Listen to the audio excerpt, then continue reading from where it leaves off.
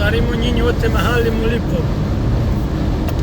Hapa tuko kwa barabara ya Oklahoma, tunaelekea Texas.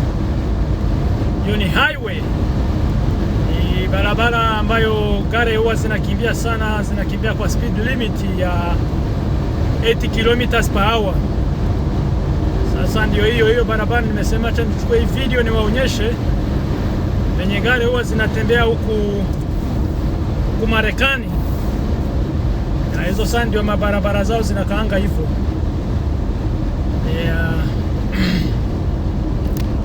Barabara iko namna hiyo.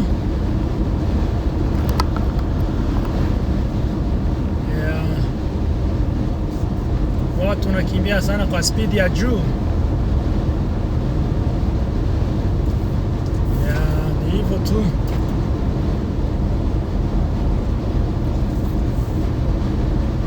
Tunaelekea Texas. Juu hii barabara ukienda straight hakuna mahali utapitia, japokuwa tu itakufikisha Texas hapo. Unaenda hadi Texas.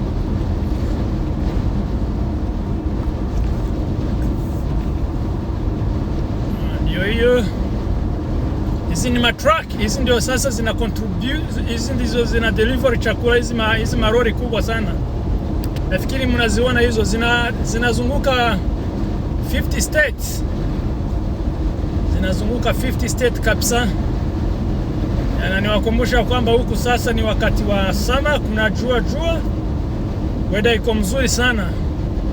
Hapa mahali nipo sasa ni Oklahoma, ndio naelekea Texas. Na huyu mzee ameniondokea bwana, alikuwa anaenda pole sana. Hizo mabarabara bwana, gari huko huwa tunakimbia sana. Kuna mambo ya nini ya jam. Ijapokuwa kwa big city kama zile Dallas, New York, California, lakini huku kwingine hakuna traffic. Hakuna jam.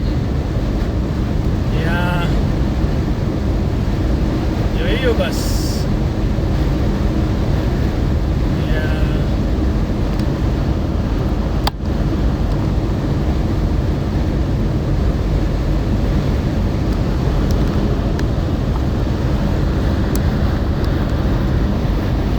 Sasa tunaendelea na safari tu. Nakumbusha kwamba Texas ni state kubwa sana. Kumaanisha ukitoka hapa ku Oklahoma ukifika Texas tunatumia masaa 4 peke yake.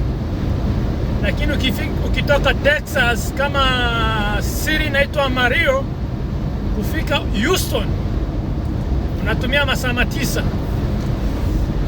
Texas ni nchi kubwa kabisa.